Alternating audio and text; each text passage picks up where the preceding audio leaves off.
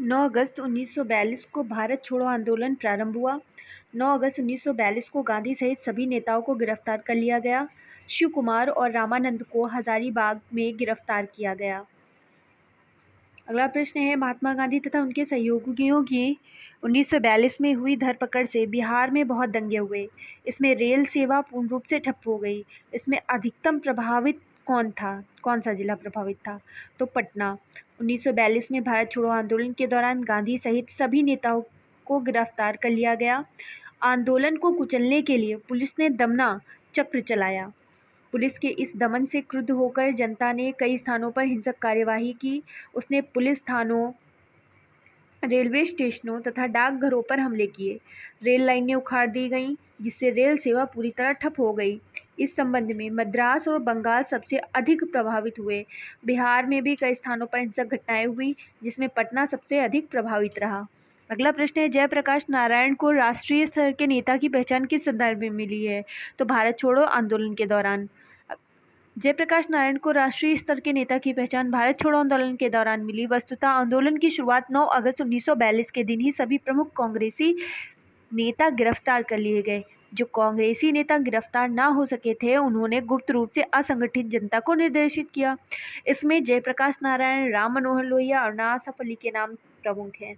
कौन सी घटना सबसे पहले हुई? भारत छोड़ो आंदोलन, क्रिप्स मिशन आगमन, गवर्नर जनरल के पद पर लॉर्ड वेवेल का आगमन, कैबिनेट मिशन का आगमन? तो आंसर हो जाएगा क्रिप्स मिशन का आगमन सबसे पहले हुआ। यह आपका बीपीएससी पीआरटी में पूछा गया क्वेश्चन है, टीआरई 3 में। बात करते हैं कुछ घटनाओं की, और वो घटनाएं कब हुई, किस वर्ष हुई उनकी। क्रिप्स मिशन का आगमन हुआ 1942 में, मार्च में। भारत छोड़ो आंदोलन अभी आपने पढ़ा 9 अगस्त 1942 में स्टार्ट हुआ था। गवर्नर जनरल के पद पर लॉर्ड वेवेल का आगमन हुआ अक्टूबर 1943 में, और कैबिनेट मिशन का आगमन हुआ था वर्ष 1946 में। अतः दिए गए घटनाओं में सर्वप्रथम स्टैफोर्ड क्रिप्स के नेतृत्व में क्रिप्स मिशन का आगमन हुआ था। अगला प्रश्न है हमारा, नीचे दो वक्तव्य दिए गए हैं, जिनमें एक कथन ए और दूसरा कारण आर है। दोनों को ध्यानपूर्वक पढ़ें। कथन ए है, राष्ट्रीय स्वयंसेवक संघ 1942 के भारत छोड़ो आंदोलन से पृथक रहा। राष्ट्रीय स्वयंसेवक संघ 1942 के भारत छोड़ो आंदोलन से पृथक रहा। दूसरा इसका कारण है, इसका विचार था कि इस आंदोलन से भारत की स्वतंत्रता में देरी होगी। उपरोक्त दोनों वक्तव्यों के संदर्भ में निम्नलिखित में कौन सही है? आंसर आपको बताना है। तो इसका आंसर हो जाएगा ए सही है और आर असत्य है। मतलब राष्ट्रीय स्वयंसेवक संघ 1942 के भारत छोड़ो आंदोलन से अलग था। अगला प्रश्न है हमारा, इसी को पहले देख लेते हैं थोड़ा सा डिटेल। राष्ट्रीय स्वयंसेवक संघ 1942 के भारत छोड़ो आंदोलन से पृथक रहा। वर्ष 1940 से लेकर विदेशी सत्ता के 1947 में समाप्त होने तक के किसी भी राष्ट्रीय आंदोलन में संघ की कोई भूमिका नहीं थी।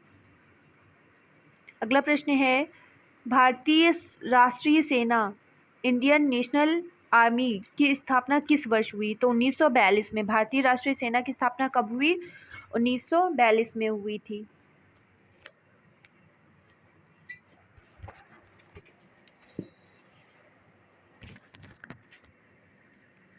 मार्च 1942 में रास बिहारी बोस ने टोक्यो में एक सम्मेलन का आयोजन किया, जिसमें भारतीय राष्ट्रीय सेना या आज़ाद हिंद फौज के गठन का निर्णय किया गया। आज़ाद हिंद फौज में प्रमुख रूप से वे भारतीय सैनिक थे जिन्होंने सिंगापुर के पतन के पश्चात जापानी सेनाओं के समक्ष आत्मसमर्पण कर दिया। अगला प्रश्न है हमारा, इनमें से 1945-46 में दिल्ली में हुए आईएनए के मुकदमे के पक्ष में पेश हुए वकील कौन थे? तो भूलाभाई देसाई। 1945-46 में दिल्ली में हुए आईएनए मतलब भारतीय राष्ट्रीय सेना के मुकदमों के पक्ष में पेश हुए वकील थे भूलाभाई देसाई। वर्ष 1945 में लाल किले में आज़ाद हिंद फौज के सिपाहियों की प्रसिद्ध मुकदमे की पैरवी कैलाश नाथ काटजू, सर तेज बहादुर सप्रू, जवाहरलाल नेहरू, भूलाभाई देसाई आदि कर रहे थे। वकीलों की इस समूह की अध्यक्षता भूलाभाई देसाई ने करी थी। अगला प्रश्न है हमारा, आज़ाद हिंद सरकार के निर्णय की घोषणा कब की गई? तो आज़ाद हिंद सरकार के निर्णय की घोषणा 21 अक्टूबर 1943 को की गई। 7 जुलाई 1943 को रासबिहारी बोस ने कब 7 जुलाई 1943 को रासबिहारी बोस ने आज़ाद हिंद फौज की कमान सुभाष चंद्र बोस को सौंप दी। 21 अक्टूबर 1943 को सुभाष चंद्र बोस ने सिंगापुर में स्वतंत्र भारत के अस्थायी सरकार का गठन कर आज़ाद हिंद सरकार के निर्माण की घोषणा की। अगला प्रश्न है हमारा, 1943 में आज़ाद हिंद फौज अस्तित्व में आई कहाँ पे? तो आंसर हो जाएगा सिंगापुर।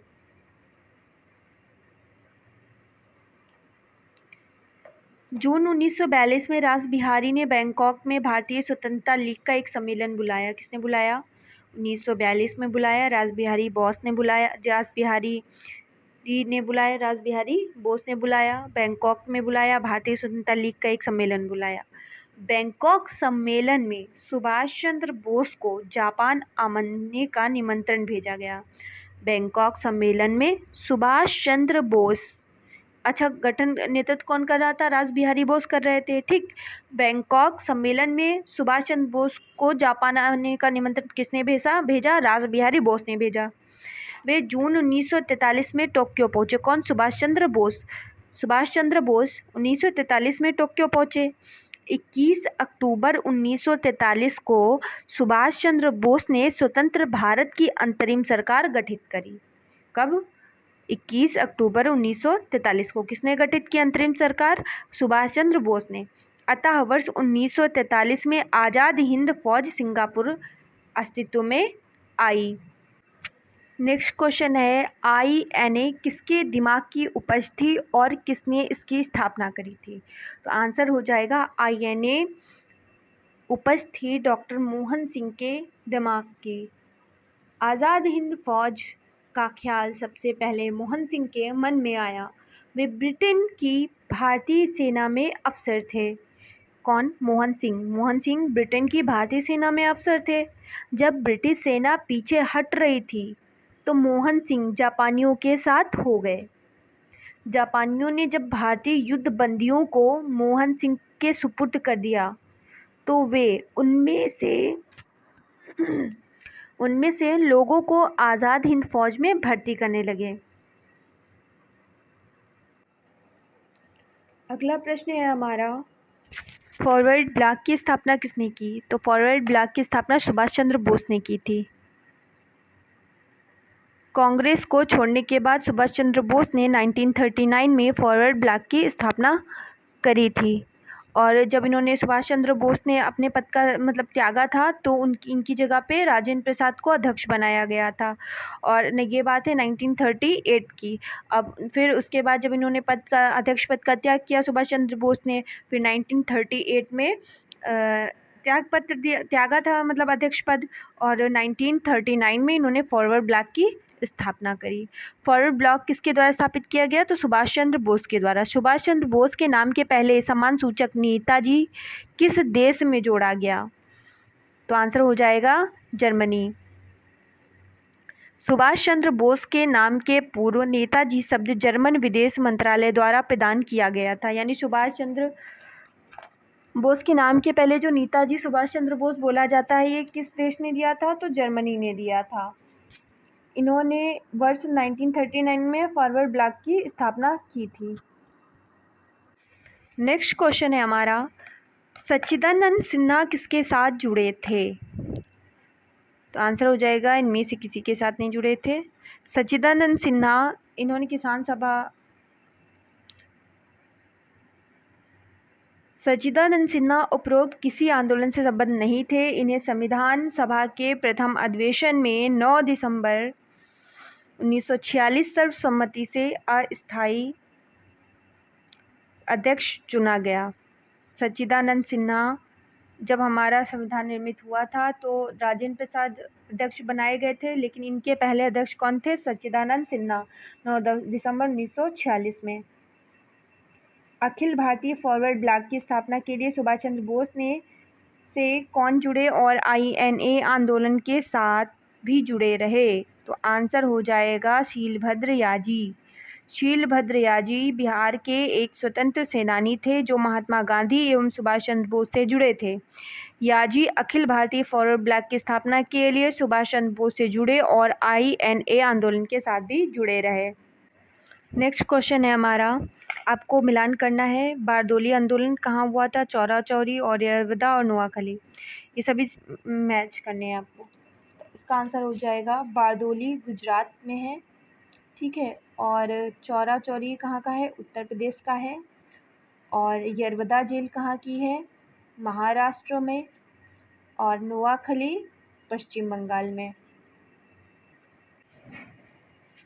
बारदोली गुजरात राज्य में स्थित है। चौरी चौरा वर्तमान में उत्तर प्रदेश में स्थित है।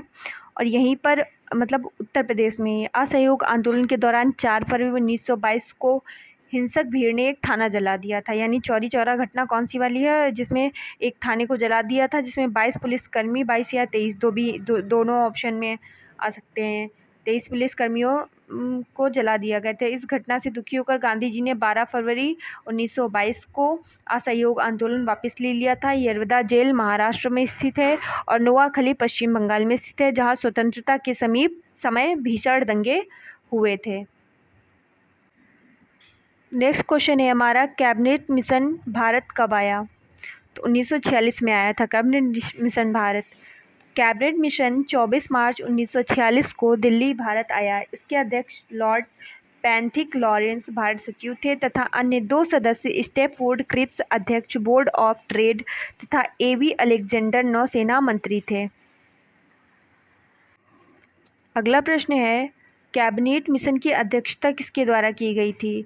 तो लॉरेंस के द्वारा की गई थी। कैबिनेट मिशन की अध्यक्षता किसने की थी? लॉरेंस ने। ब्रिटेन में 26 जुलाई 1945 को एटली के नेतृत्व में ब्रिटिश मंत्रिमंडल ने सत्याग्रहण की। नौसेना विद्रोह के एक दिन बाद 1 फरवरी 1946 को भारत सचिव लॉर्ड पैंथिक लॉरेंस ने भारत में संवैधानिक सुधारों के लिए एक शिष्टमंडल भेजने का निर्णय लिया। कैबिनेट मिशन नामक यह शिष्टमंडल 24 मार्च 1946 को दिल्ली आया। इसके अध्यक्ष भारत मंत्री लॉर्ड पैंथिक लॉरेंस थे तथा अन्य 2 सदस्यों में स्टैनफोर्ड क्रिप्स तथा AV अलेक्जेंडर थे।